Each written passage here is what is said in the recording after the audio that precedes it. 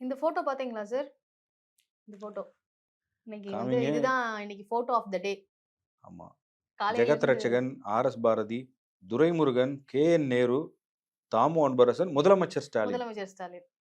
டிவிகேலேருந்து யாரோ ஜாயின் பண்றாங்க அப்டின்னாங்க. நான் கூட புசி ஆனந்த் தான் ஜாயின் பண்ணிட்டாரோன்னு நெனச்சேன் இந்த ஃபோட்டோ இவ்வளோ பெரிய பார்த்தோனே. வரவேற்பு வரும்போது அப்படின்னு ஆமா. யோசிச்சீங்க. டிவிகே பொதுச் செயலாளர் புசி ஆனந்தோ ம். யாரோ ஒருத்தர் வந்து சேர்றாங்கன்னு ஏன்னா வைங்களேன். டைம் ஒதுக்கி முதலமைச்சரோட ஸ்கெட்யூல்ல ஆ ஒரு டைம அவ்ளோ ஒதுக்கி வராங்கன்னா, இல்ல வராங்கன்னா ஒரு ஆதவ அர்ஜுனா வந்து சேர்ந்துட்டாரு, இல்ல அருண்ராஜ் வந்து ம், சேர்ந்துட்டாருன்னா, முதலமைச்சர் இவ்வளவு முக்கிய நிர்வாகிகள்லாம் வந்து ம்.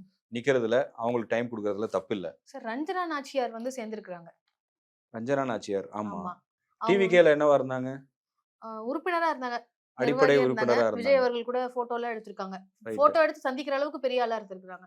இது வந்து முதலமைச்சருடைய பெருந்தன்மைன்னு நான் எடுத்துக்கிறேன். ரைட்டு. ம், ம், திமுகவினர் கூட சிஎம் வந்து புகழேந்தி ஐயான்னு சொல்லுவாங்க. ம். எப்பவுமே எப்பவுமே அவர் ரொம்ப நம்ம எதிர்பார்க்காத அளவுக்கு ரொம்ப சிம்பிளா இருக்கக்கூடிய ஒரு பெர்சன் தான் சிஎம். அதுல மாற்று கருத்தே இல்ல. ஆனா ஒரு திமுக தொண்டனுடைய மனநிலையில இருந்து நீங்க யோசிச்சு பாருங்களேன். அவங்க என்ன நினைப்பாங்க? ம். நெறைய பேர் வந்து சமூக வலைதளங்கள்லயே இத பத்தி எழுதுறத கூட நான் பார்த்தேன். திமுகவுக்காக இந்த 75 வருஷ கட்சி இது. அ தாத்தா திமுகல இருந்திருப்பாரு, அப்பா திமுகல இருந்திருப்பாரு. இன்னைக்கு 3வது தலைமுறையா திமுகல இருப்பாங்க. அப்படிப்பட்டவங்க ஜெயிலுக்கு போயிருப்பாங்க. பல போராட்டங்கள், எவ்வளவோ பிரச்சனைகள் எல்லாத்தையும் தாண்டி திமுகல நிப்பாங்க. பதவியோ எதுவுமே இல்லாம. அவங்களுக்கெல்லாம் இந்த மாரி டக்குனு ஒரு இம்பார்ட்டன்ஸ் கிடைச்சிருமா? அவங்க நெனச்சா போய் இந்த மாரி உடனே சிஎம்ம பார்க்கலாம். அதுக்குன்னு ஒரு புரோட்டோகால் இருக்கும். அமைச்சர பார்க்கணும், மாவட்ட செயலாளர பார்க்கணும். அதெல்லாம் ஒரு இருக்கு. 1 வாரம் அலையணும். எல்லாமே இருக்கும். ஆனா, ஒரு கட்சியில இருந்து வராங்க. ஒரு நடிகரோட கட்சியில இருந்து வராங்க. திமுக இன்னைக்கு மிக கடுமையா விமர்சிக்கக்கூடிய ஒரு கட்சியில இருந்து வராங்க. அவங்களுக்கு இம்மீடியட்டா ஒரு அப்பாயின்ட்மென்ட் கிடைக்குது. சிஎம் பார்க்குறாங்க. அப்படின்னா, இத வெளியில இருந்து பார்க்குற திமுக ஆதரவாளர்களும், திமுக தொண்டர்களும் எப்படி எடுத்துப்பாங்கன்ற ஒரு கேள்வி வருதுல்ல. கண்டிப்பா சார். இப்போ ரஞ்சனா நாச்சியார் அவர்கள் வந்து இந்த மாதிரி போய் சந்திக்கிறாங்க. அத நீங்க திமுகவுடைய மனநிலை, இல்ல திமுகவுடைய தொண்டர்கள் வந்து இப்டி நினைப்பாங்கன்னு சொல்றீங்க. ஆனா இவங்க வந்து தாவேக்காவுல விஜய் அவர்கள வந்து எதிர்த்து பேசி அறிக்கை வெளியிட்டு, அந்த அளவுக்கு ஒண்ணு பண்ணதுனால தானே அவங்களுக்கான ஒரு வெயிட்டேஜ் இருக்கு. தாவேக்காவுடைய தொண்டர்கள்ல இருந்து எல்லாரும் இவங்கள எப்டி விமர்சிப்பாங்க அப்டின்னு தெரிஞ்சு, அவங்க ஒரு போல்டா ஒரு ஸ்டேட்மெண்ட்ட வெளியிட்டிருக்கிறாங்க. 2 பக்க அறிக்கைய வந்து விஜய் அவர்களுக்கு எதிராக கொஸ்டின் பண்ணியிருக்கிறாங்க அப்டின்றப்போ, அவங்களுக்கான அந்த ஒரு அவங்க செஞ்ச செயலுக்கான ஒரு அங்கீகாரம் அப்படின்னு இத ஏன் நீங்க பார்க்கக்கூடாது? இப்ப டிவிகேக்கு அவ்வளோ வெயிட்டேஜ் டிஎம்கேவே குடுக்குறாங்களா? விஜய் சொல்றாருல்ல, ம், போட்டி 2 பேருக்கு தான். டிவிகேக்கும், டிஎம்கேக்குன்னு. ம், அத விஜய் சொல்லிட்டு இருக்காரு. ம், ஆனா சிஎம்மோ, டெப்டி சிஎம்மோ எங்கேயுமே வந்து அவங்கள பத்தி பேசுறது இல்ல. ஆனா ம், அந்த அவங்களுடைய செயல்பாடுகள் இருக்குல்ல. ம். இப்ப டிவிகேல இருந்து வெளிய வந்த ஒரு பெண்மணி, அவங்க வந்து ஒரு அடிப்படை உறுப்பினர் தாங்க. அந்த ஆமா. கட்சியோட மாவட்ட செயலாளரோ, இல்ல மாவட்ட துணை செயலாளரோ, ஒன்றிய செயலாளரோ அது கூட கிடையாது. அவங்க வந்து ஒரு அடிப்படை உறுப்பினர். ஒரே ஒரு முறை விஜயோட ஃபோட்டோ எடுத்திருக்காங்க. அவ்வளோதானே. விஜயோட அவங்க எடுத்த ஒரு ஃபோட்டோ, விஜய்க்கு எதிரா வெளியிட்ட ஒரு அறிக்கை, அதுக்காக அவங்களுக்கு இவ்ளோ பெரிய முக்கியத்துவமா அப்படிங்கிறத, உண்மையான ஒரு திமுக தொண்டன் அப்படிங்கிறவன் அவ்வளோ சீக்கிரம் ஏத்துக்க மாட்டான். சரி, இப்போ நீங்க தாவேக்காவ பொறுத்தவரைக்கும் திமுக 75 ஆண்டு கால கட்சி அப்டின்னா, அங்க வந்து அவ்ளோ நிர்வாகிகள் இருப்பாங்க. அப்படி அந்த மாதிரியான ஒரு சூழல் தான் அங்க இருக்கும். தாவேக்காவ பொறுத்தவரைக்கும் இப்ப 3 வருஷம் தான் ஆயிருக்கு. அப்ப நீங்க சொல்ற மாரி ஆதவ் அர்ஜுனா, புசி ஆனந்த், இல்ல அங்க இருக்கக்கூடிய ராஜ்மோகன் அவர்கள், இவங்க வந்தா தான் இவ்வளவு பெரிய வரவேற்பு இருக்கணுமா? அப்ப அவங்க மட்டும் தான் கட்சியான்னு கேட்டீங்கன்னா கிடையாது. இப்போ வந்து விஜய் அவர்கள் கூட புதுசா வந்து சேர்றாங்க அப்டின்னா, ஃபோட்டோ எடுக்கிற எல்லாருமே வந்து தாவேக்காவினுடைய ஆதரவாளராக, நிர்வாகியாக தான் வந்து நம்மளுக்கு பேட்டி குடுக்குறாங்க, நம்ம கிட்ட பேசுறாங்க. விஜய் அவர்கள சந்திச்சு ஒரு ஃபோட்டோ எடுக்குறாங்க அப்டின்னாலே, அவங்க வந்து ஒரு முக்கியமான ஆள் அப்டின்னு தான் தாவேக்காவுல கன்சிடர் பண்றாங்க. இல்ல அது வந்து தாவேக்கா கன்சிடர் பண்ணலாம். ம். முதலமைச்சர், இந்த மாநிலத்தின் முதலமைச்சர், ம். அ கோடிக்கணக்கான உடன்பிறப்புகளின் தலைவர். ம். அவருக்கு ஒரு இது இருக்கும்ல. இப்ப ம். ஏன் வந்து விஜய் பேசுறதுக்கெல்லாம் சிஎம் பதில் சொல்றாரா? இப்போ ரஞ்சனா நாச்சியார் வந்து அடிப்படை உறுப்பினரா இருக்கவங்க இங்க வந்திருக்காங்க. முதலமைச்சர் டைம் குடுத்து, அப்பாயின்ட்மென்ட் குடுத்து கட்சியில சேர்க்கிறாங்க. ரைட்டு. பட் அப்போ விஜய் பேசுற விஷயங்களுக்கெல்லாம் அப்படி ரிப்ளை பண்றாங்களா? பண்றதில்ல. ம். ஆதவ அர்ஜுனா பேசுறதுக்கோ, புசியானது யார் பேசுறதுக்குமே திமுக தலைமை நேரடியா பதில் சொல்றதே கிடையாது. டெப்டி சிஎம்ஸ் இல்ல முதலமைச்சரோ, டெப்டி சிஎம்மோ, பொதுச் செயலாளரோ, பொருளாளர் யாருமே இல்ல. அதிகபட்சம் யார் தெரியுமா பதில் சொல்லுவாங்க? அமைப்பு செயலாளர் ஆர்.எஸ். பாரதி. ம். இல்லன்னா டி.கே.எஸ். இளங்கோவன். இவங்க தான் பதில் சொல்லுவாங்களே தவிர, திமுக தலைமை பதில் சொல்லவே சொல்லாது. ஏன்னா, அவங்கள பொறுத்தவரைக்கும், நீங்க மக்கள சந்திச்சு, மக்கள் உங்கள அங்கீகரிச்சு வரட்டும். ம். நீங்க ஒரு எதிர்க்கட்சி தலைவராகவோ, இல்ல வந்து குறைந்தபட்சம் ஒரு 10 எம்.எல்.ஏ, 15 எம்.எல்.ஏவையோ கொண்டு வந்து நிறுத்துங்க. நீங்க ஒரு தலைவரா வந்து தேர்தல் ஆணையம் அங்கீகரிக்கட்டும். மக்கள் அங்கீகரிக்கட்டும். அதுக்கப்புறமா நீங்க கேட்கிற கேள்விகளுக்கு நாங்க பதில் சொல்றோம்ன்றது தான் திமுகவோட ஸ்ட்ராட்டஜி. இன்னைக்கு நேத்து கிடையாது. ம். அண்ணாமலை பேசாத பேச்சா? ஒரு நாள் கூட சிஎம் வந்து அண்ணாமலைக்கு பதில் சொன்னதே கிடையாது. சீமான் பேசாத பேச்சா? அவருக்கும் ஒரு நாளும் சிஎம் பதில் சொன்னதே கிடையாது. இதுதான் அவங்களுடைய அணுகுமுறை. அப்படி இருக்கும்போது இந்த கட்சியில வந்து சேரக்கூடியவர்களுக்கான முக்கியத்துவம் இருக்குல்ல, அந்த பாயிண்ட்ட தான் நமக்கு டிஸ்கஷன் வருது. கண்டிப்பா சார். நீங்க வந்து இத இந்த கேள்வி அப்படின்றத என்னால புரிஞ்சுக்க முடியுது. ஆனா, திமுகவினுடைய இன்னொரு அணுகுமுறை, யார் அவங்கள தேடி வந்தாலும் அவர்களுக்கான ஒரு மரியாதைய குடுத்தும், குறிப்பா மாற்றுக் கட்சியிலருந்து வராங்க அப்படின்னா, அந்த இடத்துல அவங்களுக்கான ஒரு தோழமையோட அவங்கள வந்து வரவேற்கிறாங்க அப்படின்றத ஏன் பார்க்கக்கூடாது? இப்போ நீங்க சீமான் அவர்கள சொல்றீங்க, அண்ணாமலை அவர்கள சொல்றீங்க. இப்ப சீமான் அவர்கள் எவ்வளவு விமர்சனங்கள வந்து திமுக மேல வச்சிருக்காரு. அப்படி இருந்தாலுமே அவருக்கான ஒரு மரியாதைய குடுத்து தானே பேசுறாங்க. அவர சந்திக்கணும்னு அவசியமே கிடையாது. ஆனா சந்திக்கிறாங்க. அந்த சந்திப்பு தாண்டி இந்த மாதிரியான ஆட்கள் இப்ப கட்சிக்கு வந்து சேர்றாங்கன்னா, அவங்களுக்கான உரிய வரவேற்ப குடுக்குறாங்க. இப்போ ஓபிஎஸ் அவர்கள் வராரு. அவர் ஒரு முதலமைச்சரா இருக்கிறாருன்றப்போ அந்த ஒரு வரவேற்பு இருந்தது. தாவேகா இப்ப தொடங்குன கட்சி. அப்படி இருக்கும்போது அங்க இருக்கக்கூடிய ஒரு உறுப்பினர் வந்து வராங்க அப்படின்னா, அதுக்கே அங்க சின்ன நபராக இருந்தாலும் அவங்களுடைய ஒரு நடிகராக இருந்திருக்கிறாங்க. ஒரு பாஜகல செயல்பட்டிருக்காங்க. தாவேகாவிலும் இருந்திருக்காங்க. அவங்க ஒரு வாய்ஸ் அவுட் பண்ணியிருக்கிறாங்க அப்படின்றப்போ, அந்த அங்கீகாரம் அப்படித்தானே இருக்க முடியும். வேற எப்படி அவங்கள வந்து அவங்களுக்கான ஒரு அங்கீகாரமா தான் அத நம்ம பார்க்க முடியும். ஏன்னா தாவேகா ஒரு புது கட்சி. அப்போ அங்க இருக்கக்கூடிய நிர்வாகிகள் எல்லாருமே அப்படித்தான் இருப்பாங்க. சாதாரண ஒரு ஆளா தான் இருப்பாங்க. இப்போ திமுகவினருடைய இன்னொரு பாயிண்ட் ஆஃப் வியூ வந்து நான் சொல்றேனே, ம். இதுக்கு முன்னாடி இது இது வந்து முதல் முறை கிடையாது. ம். இதுக்கு முன்னாடி பிடி செல்வகுமார்னு ஒருத்தர் விஜயோட மேனேஜர். ஆமா. இப்போ இல்ல, அவர் வந்து ரொம்ப வருஷத்துக்கு முன்னாடியே விஜய்ட்ட இருந்து போயிட்டாரு. அதுக்கப்புறம் அவர் மக்கள் நீதி மையத்தோட சேர்ந்து பயணிக்கிறாரு. இப்படி தனியா ஒரு அமைப்பு வைக்கிறாரு. திடீர்னு ஒரு நாள் அவர் வந்து சேர்றாரு. இணைப்பு விழான்னு பின்னாடி பேனர். எனக்கே ஆச்சரியம். இணைப்பு விழான்னு போட்டிருக்கே, ஏதோ முன்னாள் அமைச்சர் யாரோ ஒரு 10,000 பேரோட வந்து சேர போறாருன்னு பார்த்தா, பிடி செல்வகுமார் வந்து கட்சியில சேர்றாரு அப்படின்னு சொல்றாங்க. சரி, ரைட்டு. முதலமைச்சர் உட்பட அண்ணா அறிவாலயத்துல ஒரு மேடை போட்டு, பிடி செல்வகுமார் அவருடைய கலப்பை மக்கள் இயக்கம் இணையும் விழான்னு போட்டு ஒரு சில பேர் உட்கார்ந்திருக்காங்க மேடையில. அந்த ஃபோட்டோவ பார்த்தீங்க அப்படின்னா, அத பார்க்கும்போதே திமுக காரங்களுக்கே ஒரு கேள்வி வந்திருக்கும். எதுக்கு இவருக்கு இவ்வளவு முக்கியத்துவம் அப்படின்னு. சார் அவர் நெறைய நல்ல விஷயங்கள்லாம் செய்றாரு. உதவி மனப்பான்மையோட நெறைய உதவிகள் எல்லாம் செய்றாருன்னு சொல்லி, அவரோட இந்த கழகம் மூலமா பண்றாரு அப்படின்றதும் இருக்கு இல்லையா? அது ஒரு நீங்க அந்த மாதிரி பார்த்தீங்க அப்படின்னா, இப்போ விஜய் அவர்கள் கிட்ட சந்திக்கிறதே வந்து ஒரு பெரிய விஷயமா இருக்கும் பொழுது, இங்க யார் வேணா சந்திக்கலாம் அப்படின்ற ஒரு இடத்துல திமுக இருக்கிறப்போ, அத நம்ம வரவேற்க தான் செய்யணும். இப்போ பிடி செல்வகுமாரா இருக்கட்டும், அவர் வந்து ஒரு மேனேஜரா இருந்திருக்கிறாரு. நீங்க இத விஜய்க்கு எதிராக பயன்படுத்துறாரு அப்படின்னு பார்த்தீங்கன்னா, அது அப்படி கிடையாது அப்படின்னு தான் சொல்லுவேன். ஏன்னா மற்ற எல்லா கட்சிகள்ல இருந்து இப்ப நாம் தமிழர்ல இருந்து வந்தாலும் அவங்களுக்கு இந்த வரவேற்பு இருக்க போகுது.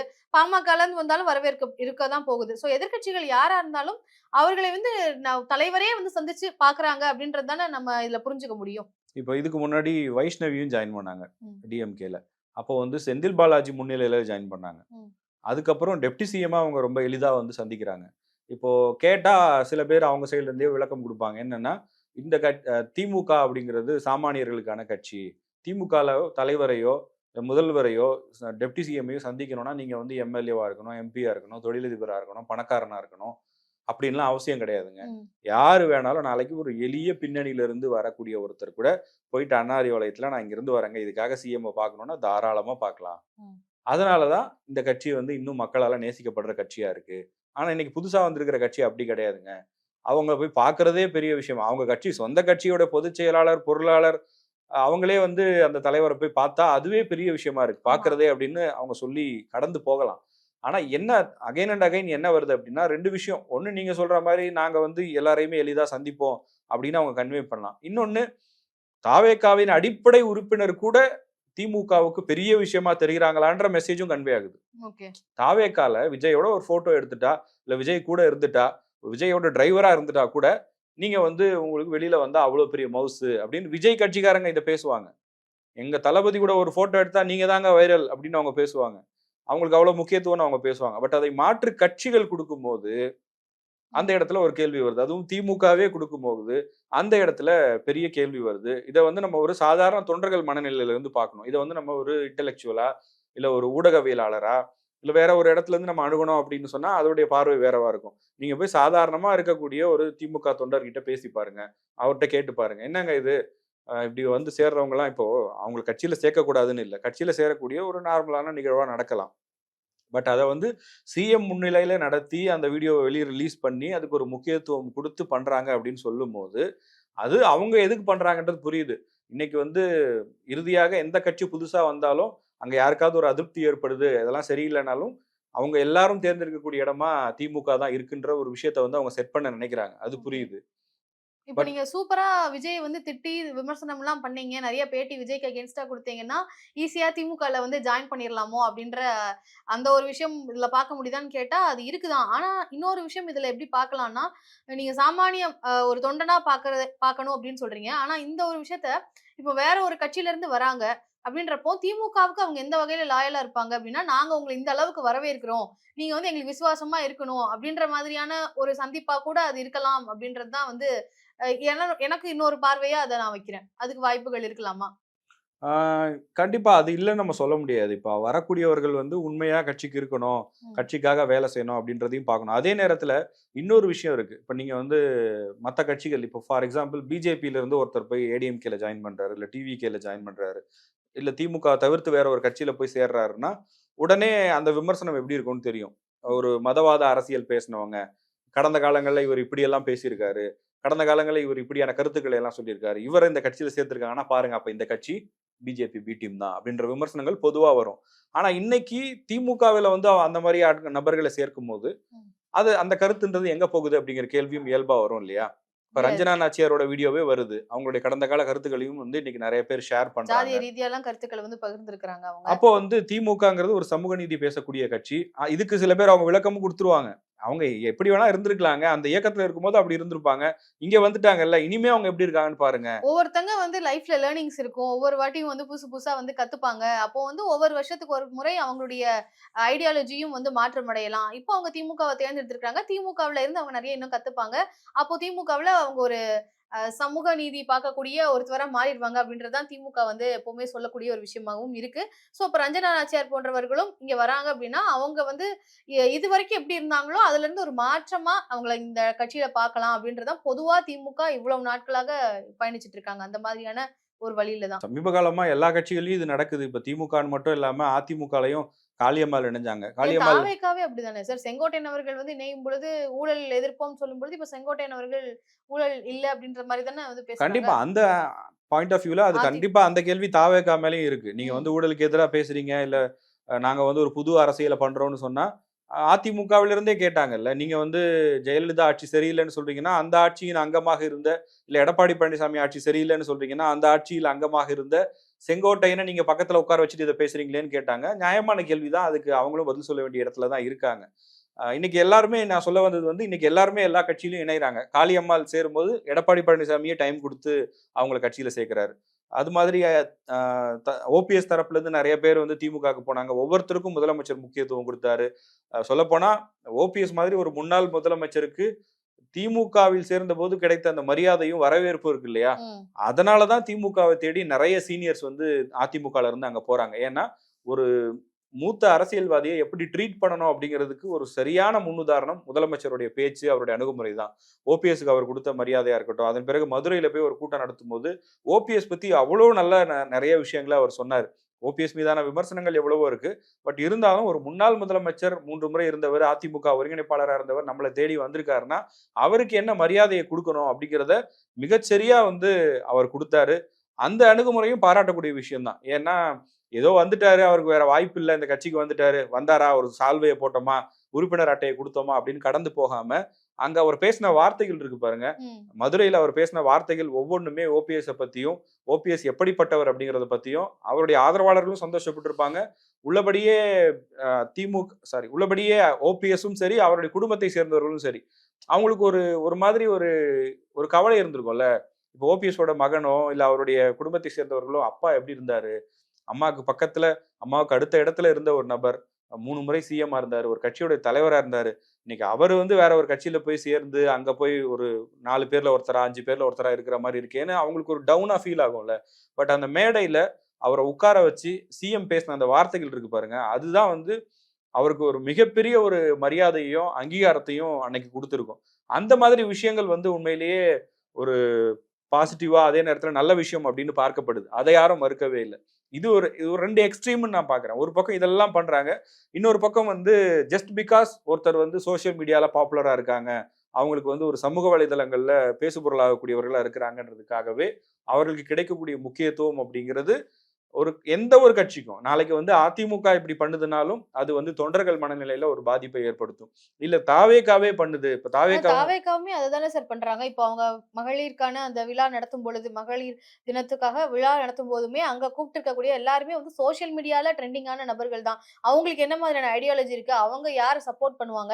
இன்ஃபாக்ட் திமுகவுல இருந்த மேடையில ஏறுன பெண்களையே இங்கேயும் கூப்ட்டுருக்காங்கன்ற ஒரு ட்ரோல கூட அவங்க வந்து சந்திச்சிருந்தாங்க. ஸோ இப்படி வந்து இப்போ வைஷ்ணவி அவர்களா இருக்கட்டுமே, அவர்களுமே வந்து அவங்க விஜய் வந்து சோசியல் மீடியால பேசுனாங்க அப்படின்றதுனால தான் இவ்ளோ பெரிய ஒரு வைரலா ஆனாங்க. அந்த அளவுக்கு ஒரு ரீச்சும் இருந்துச்சு. இப்ப அவங்க திமுகல போய் சேர்ந்துடுறாங்க. ஸோ ப்ராப்பரான ஒரு ரிசர்ச் இல்லாமயே ஒருத்தருக்கு உரிய ஒரு இடத்த குடுத்துட்டு, அதுக்கப்புறமா அந்த கான்சிக்வென்ஸஸ தாவேக்கா தான் ஃபேஸ் பண்ணிட்டு இருக்காங்க. இப்போ ஆதரவாளராக பல பேர் வர்றாங்க. ஆனா அவங்கள வந்து உரிய இடத்துல வந்து அவங்க சொல்றக்கூடிய கருத்துக்களையோ, இல்ல அவங்களே தலைமைய ரீச் பண்ண முடியாத ஒரு இடத்துல இருக்கிறதுனால தான், அந்த அதிருப்திய சந்திச்சு பல பேர் வந்து வெளியில வராங்க. வெளியில வந்துட்டும் சும்மா போகாம 4 திட்டு திட்டிட்டு தான் போறாங்க. இது ஒரு கட்சியா? தலைவரா? அப்படின்னு சொல்லி ஏகப்பட்ட திட்டுகள்.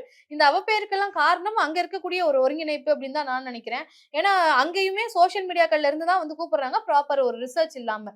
வேலிடான பாயிண்ட் ஸ்வேதா. இந்த இடத்துல நான் வந்து உங்களோட 100% அத ம். நான் அக்செப்ட் பண்ணிக்கிறேன். ஏன்னா, கட்சிக்காக உழைக்கிறவன இப்ப விஜய் மக்கள் இயக்கத்திலருந்து எத்தனையோ பேர் உழைச்சிருப்பாங்க.